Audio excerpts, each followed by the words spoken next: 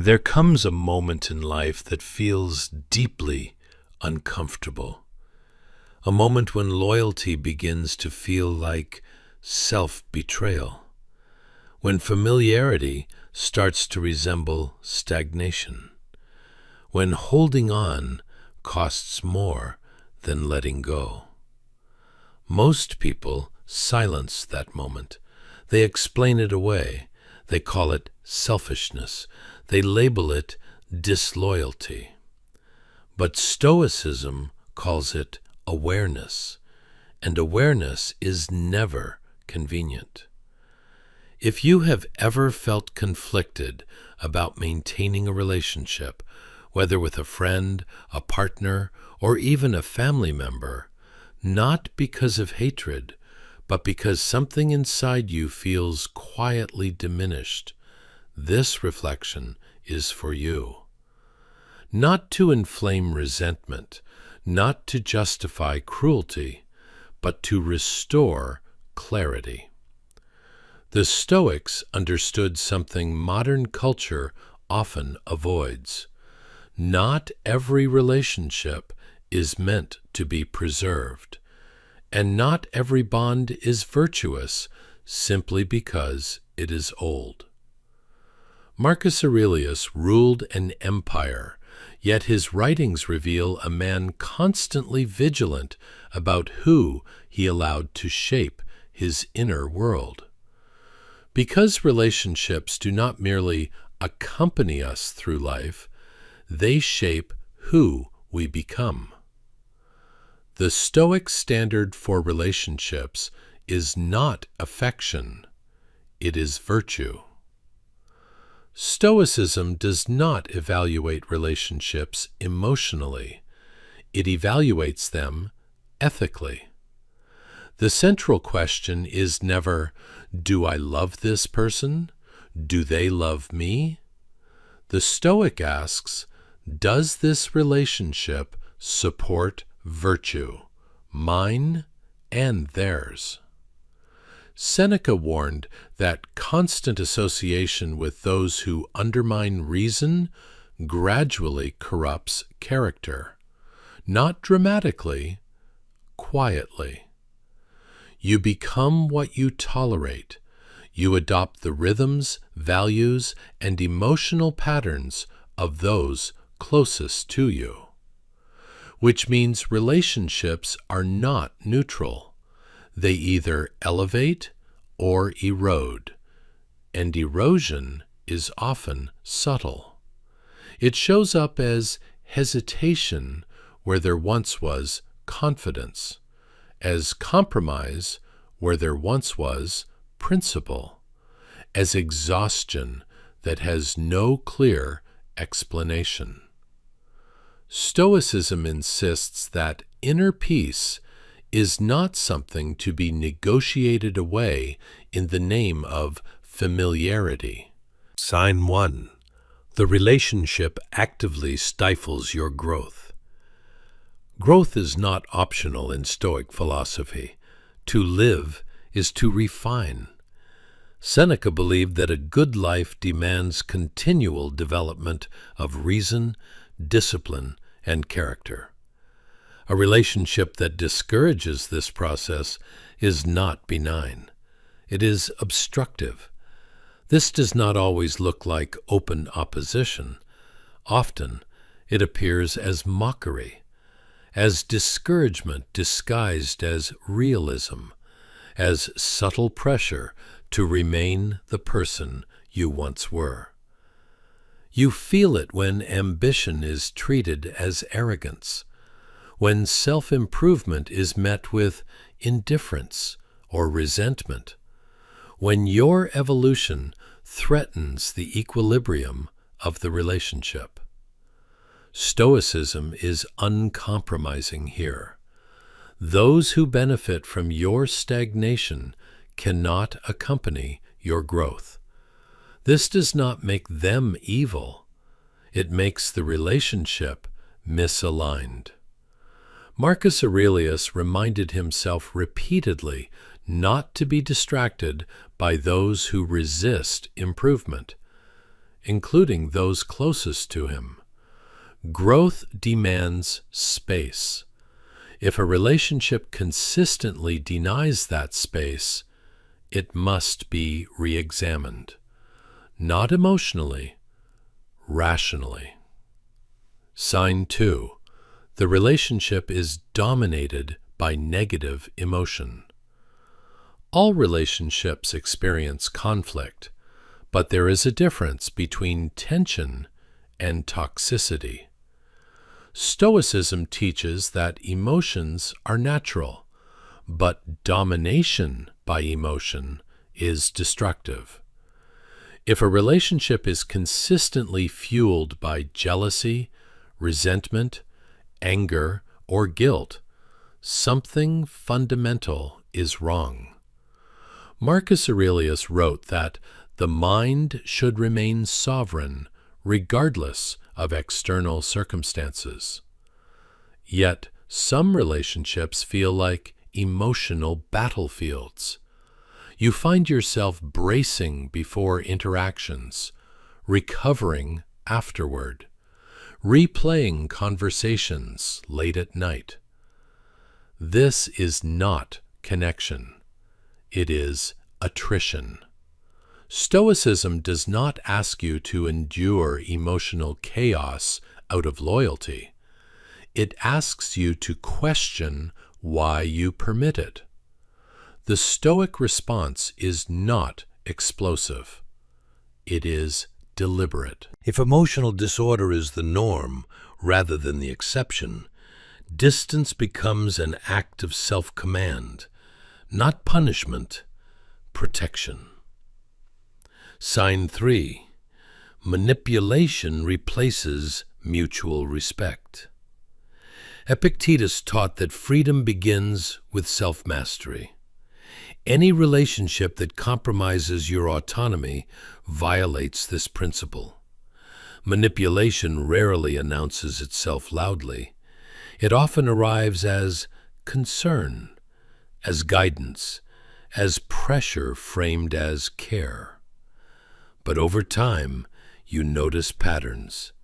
Your decisions are questioned. Your instincts are doubted. Your independence feels threatening to the other person. You begin to hesitate before acting, to explain choices that require no justification, to shrink to maintain harmony. Stoicism rejects this dynamic completely. A relationship that requires submission rather than consent is not virtuous. Walking away is not cruelty, it is reclamation. Sign 4. The relationship consistently drains rather than strengthens. Healthy relationships do not require constant energy extraction. They do not leave you diminished. Stoics believed that relationships should support tranquility, not sabotage it. If time spent with someone consistently leaves you exhausted, anxious, or emotionally depleted, this is not coincidence. It is information. Marcus Aurelius urged himself to protect his inner citadel. Not all invasions are violent. Some are familiar. Distance in such cases is not abandonment. It is maintenance of inner order. Sign 5. Mutual respect has eroded. Without respect, no relationship can endure honorably. Stoicism places dignity at the center of human interaction. If you are routinely dismissed, belittled, or undermined, subtly or overtly, the relationship has already decayed. Love without respect is dependency. Stoicism does not permit dependency to masquerade as virtue. Respect must flow in both directions.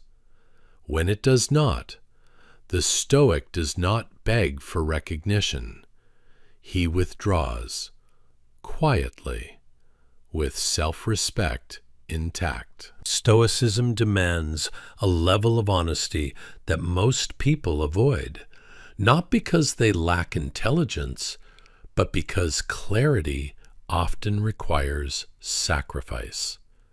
Nowhere is this more evident than in relationships that have outlived their virtue.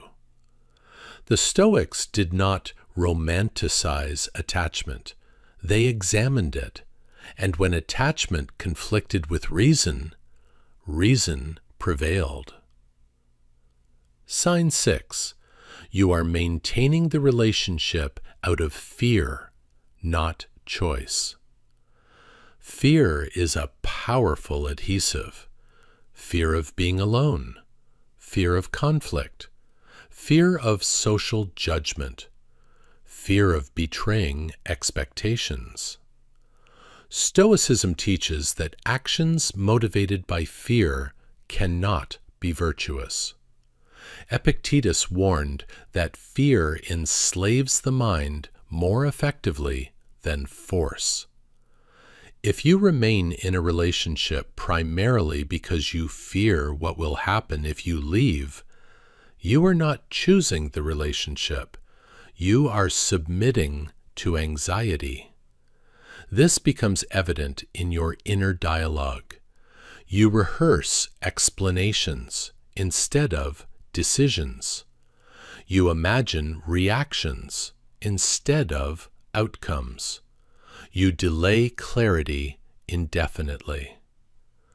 Marcus Aurelius reminded himself that the only disgrace is to abandon reason. Fear distorts reason. It exaggerates consequences. It minimizes dignity. It persuades you that endurance is nobler than honesty. Stoicism rejects this. Courage is not endurance of harm. It is refusal to live falsely. Sign 7. The relationship requires you to betray your values. Compromise is not inherently wrong, but there is a line beyond which compromise becomes corrosion. Stoicism draws that line clearly. Values are not accessories. They are the structure of character.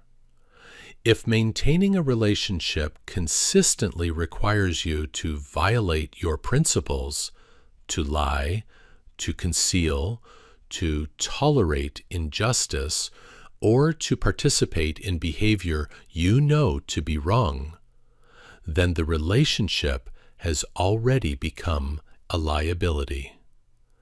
Seneca warned that association with vice normalizes it. Not suddenly, gradually. You excuse behavior you once rejected. You rationalize actions that disturb you. You lower standards to preserve peace. But peace purchased at the cost of integrity is not peace. It is disintegration. The Stoic refuses to trade character for companionship, even when separation is painful, especially when it is painful. Sign 8. The relationship is one-sided. Reciprocity is a Stoic expectation, not emotional dependency, not transactional exchange, but mutual regard. Musonius Rufus emphasized that relationships should be grounded in mutual benefit and moral improvement. If you are consistently giving more than you receive, emotionally, psychologically, or ethically, imbalance emerges. You become the stabilizer, the listener, the forgiver, the one who adapts. Meanwhile, your needs are minimized or ignored. This is not generosity, it is erosion. Stoicism does not praise self-sacrifice when it leads to self-erasure. If a relationship relies on your exhaustion to function, it is unsustainable. Ending it is not selfish, it is corrective. Sign 9. You are constantly justifying the relationship to yourself. Healthy relationships do not require constant internal defense. They are not fragile arguments. They are lived realities. If you find yourself repeatedly explaining away behavior, reframing disrespect, or convincing yourself that things are not as bad as they feel, something essential is being ignored. Marcus Aurelius warned against self-deception more than external threat. The mind, he believed, is capable of extraordinary dishonesty when comfort is at stake. Stoicism insists on congruence. If your private reflections contradict your public loyalty, clarity is overdue. You do not owe explanations to those who undermine your well-being. You owe honesty to yourself. Sign 10. The relationship prevents you from living according to reason. The Stoic life is governed by reason, not impulse, not obligation, not sentimentality.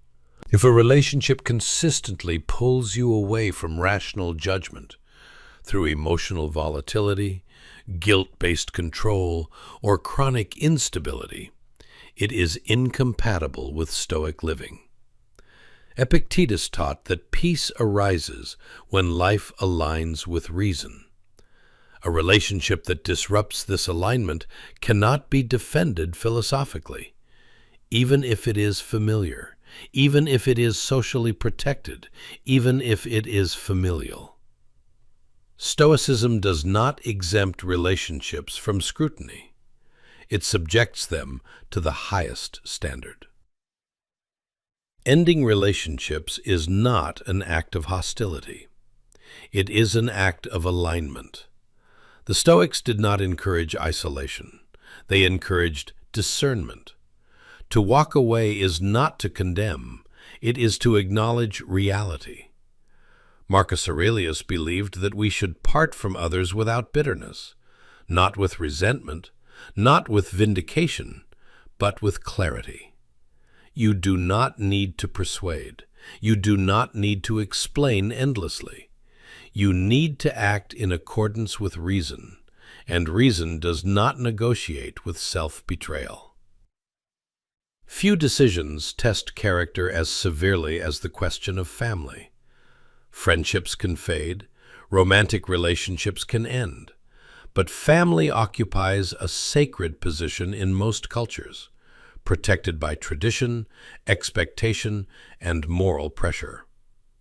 Stoicism does not dismiss this importance, it examines it, because reverence without reason becomes bondage. Family, in Stoic thought, is not above philosophy. The Stoics respected family bonds deeply. Marcus Aurelius frequently reflected on gratitude toward parents, teachers, and ancestors. But he never argued that blood absolves behavior. Stoicism makes a critical distinction. We owe respect to family.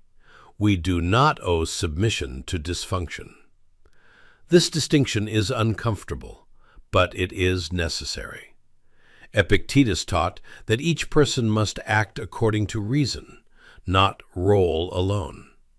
A role, son, daughter, sibling, does not nullify moral boundaries. If a relationship even within family, consistently violates reason, dignity, or virtue, it cannot be justified by tradition alone. Sign 11. Family loyalty is being used as a weapon. One of the most destructive dynamics in family relationships is guilt-based control. Phrases that sound like obligation but function as coercion. You owe us. This is what family does. After everything we've done for you.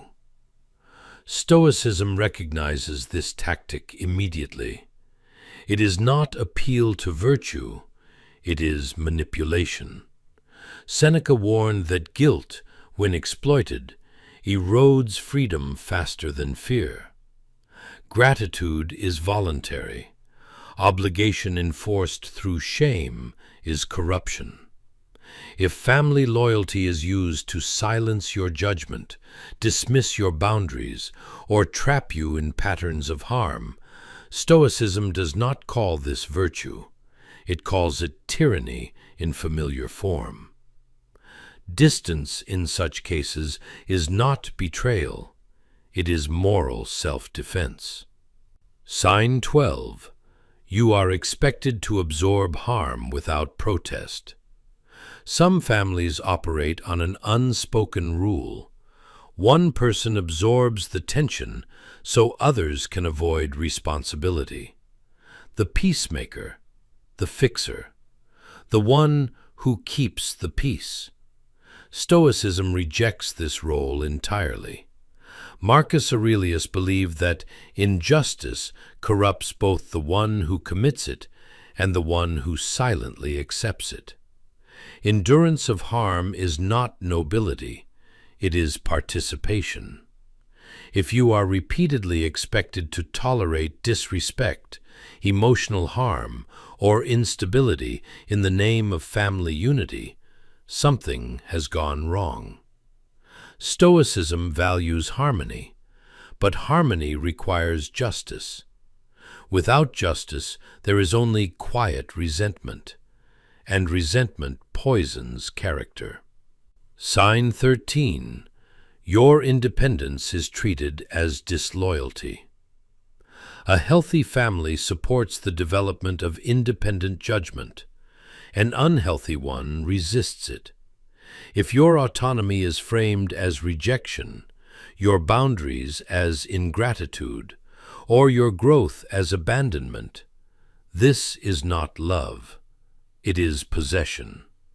Epictetus taught that no one is free who cannot govern themselves. A family that resists your self-governance cannot be aligned with Stoic principles. Growth often disrupts established dynamics. Those who benefit from your compliance may resent your clarity. Stoicism prepares you for this, not with hostility, with resolve. You are not required to remain small to preserve familiarity. Sign 14. Emotional chaos is normalized as just how we are. Some families excuse chronic dysfunction by normalizing it. That's just how they are. We don't talk about that. It's always been this way. Stoicism does not accept inevitability without examination. Marcus Aurelius believed that reason exists precisely to interrupt harmful patterns. If emotional volatility, hostility, or manipulation is treated as unchangeable, Stoicism asks a simple question: why must you remain exposed to it? Acceptance does not require proximity. Understanding does not require endurance. Distance can coexist with compassion. Leaving family does not require hatred. This is where Stoicism is often misunderstood. Walking away is assumed to require anger. It does not. Marcus Aurelius urged himself to part from others without bitterness, not to vilify, not to rehearse grievances, but to act. The Stoic does not seek revenge. He seeks alignment. You do not need to convince family members of your decision. You do not need their approval. You need clarity. And clarity does not argue. It moves. How the Stoic walks away. Quietly, without spectacle, without justification loops. The Stoic explains once, briefly, if at all, not to persuade, to state. He does not weaponize truth. He does not dramatize pain. He does not seek to be understood by those unwilling to understand. He accepts misunderstanding as the price of integrity. This is not coldness, it is maturity. The cost of staying can be greater than the cost of leaving. Stoicism is realistic about pain. Separation hurts.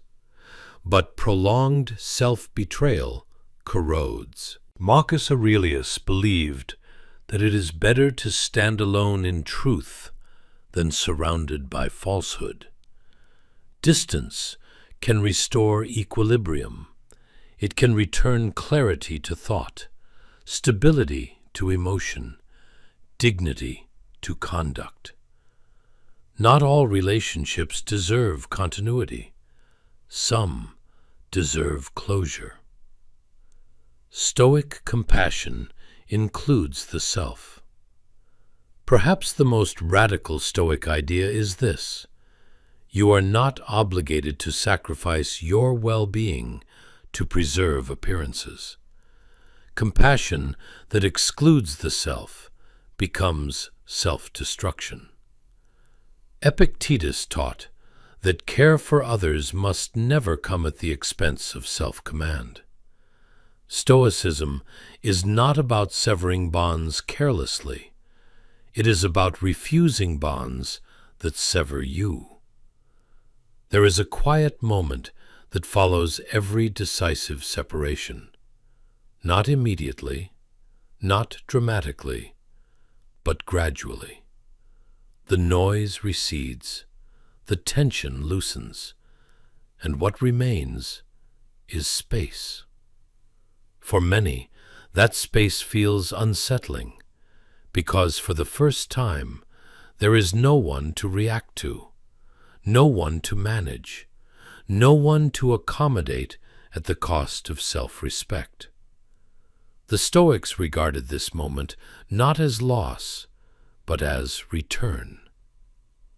After the separation, the self reappears. Marcus Aurelius believed that the mind possesses a natural order that reasserts itself once external disturbance is removed. Relationships that distort reason do not merely exhaust us, they obscure us. After distance is established, something subtle occurs. Thoughts become clearer. Emotions settle into proportion. The inner voice grows steadier. This is not because life suddenly becomes easy. It is because interference has ended. The Stoic does not rush to fill the void. He allows it, because emptiness is not absence, it is potential. Stoic solitude is not loneliness. Modern culture treats solitude as failure. Stoicism treats it as training. Epictetus taught that one must learn to stand alone in judgment before standing well among others. Solitude, after a difficult relationship, serves a precise purpose. It recalibrates identity. You are no longer defined by opposition, no longer shaped by appeasement, no longer reacting to dysfunction. You rediscover who you are when you are not compensating for others. This is not isolation, it is restoration. Marcus Aurelius wrote that retreat into oneself is always available and always sufficient. The Stoic does not fear this retreat, he uses it. Guilt will appear, and it must be examined, not obeyed. After leaving a significant relationship, guilt often follows. Not because you acted wrongly, but because you disrupted a familiar pattern. Stoicism treats guilt as an impression, not a verdict. Seneca warned that guilt can arise even when reason has prevailed, especially when others benefit from your self-sacrifice. The Stoic examines guilt carefully. What exactly am I responsible for? What lies beyond my control? What expectations were never reasonable? Guilt that arises from refusing harm is not moral insight. It is conditioning, and conditioning must be unlearned. Peace after separation is not immediate. It is gradual. Stoicism does not promise instant relief. It promises stability. At first, there may be doubt. Did I overreact? Was I too harsh? Should I have endured more? Marcus Aurelius anticipated these thoughts. He reminded himself that clarity often feels lonely at first, but clarity matures. Each day without turmoil reinforces the decision. Each calm interaction confirms alignment. Eventually, peace no longer feels fragile. It becomes ordinary. And that ordinariness is the evidence. You will be misunderstood, and that is acceptable. One of the hardest lessons Stoicism teaches is this: you do not control how your choices are interpreted. Others may frame your departure as betrayal, as coldness, as arrogance. The Stoic does not correct every narrative. He corrects his conduct. Epictetus taught that reputation lies outside our control. Character does not. To chase understanding from those unwilling to examine themselves is to re-enter captivity. The Stoic accepts misunderstanding as the cost of autonomy and pays it without resentment. New relationships must meet a higher standard. After walking away from a destructive relationship, the Stoic does not rush toward replacement. He raises standards, not emotional standards, ethical ones. Does this relationship respect reason? Does it support growth? Does it preserve dignity? Stoicism does not seek connection at any cost. It seeks alignment. Better solitude than corruption.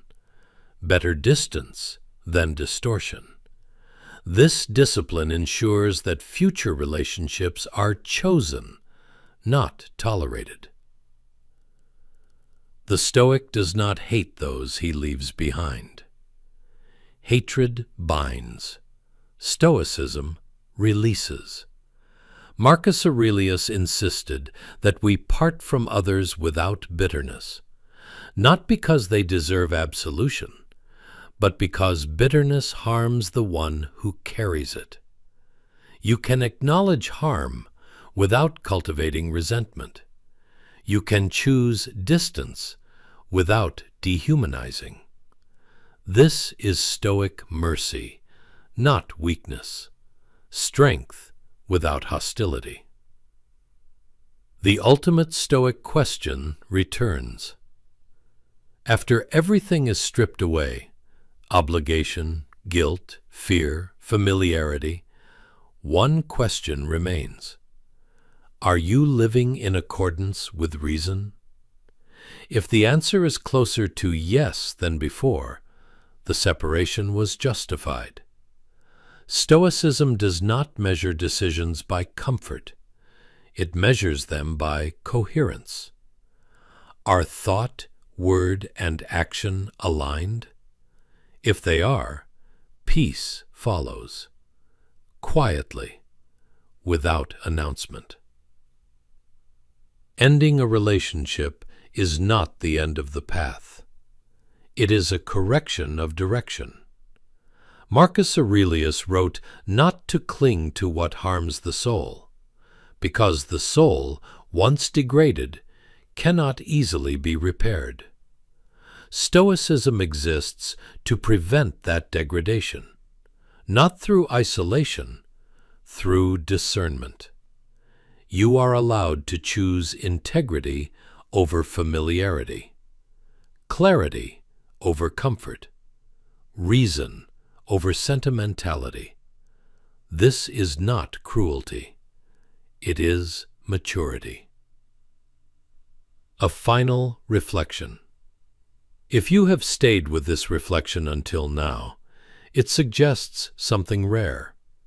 You are not seeking validation. You are seeking truth. Truth is demanding. It asks for courage without applause, for clarity without reassurance, for discipline without spectacle. If these ideas sharpened your judgment rather than soothed your emotions, then returning to this channel is not habit, it is alignment. If you found value here, a thoughtful comment does more than support the work. It continues the conversation. And if there is one person in your life, one discerning, reflective individual who might benefit from this perspective, sharing this video is not persuasion. It is respect. Stoicism was never designed to comfort the masses. It was designed to fortify the individual. Carry it with restraint. Apply it without drama. Return to it when judgment wavers. And remember, walking away from what degrades you is not loss. It is preservation.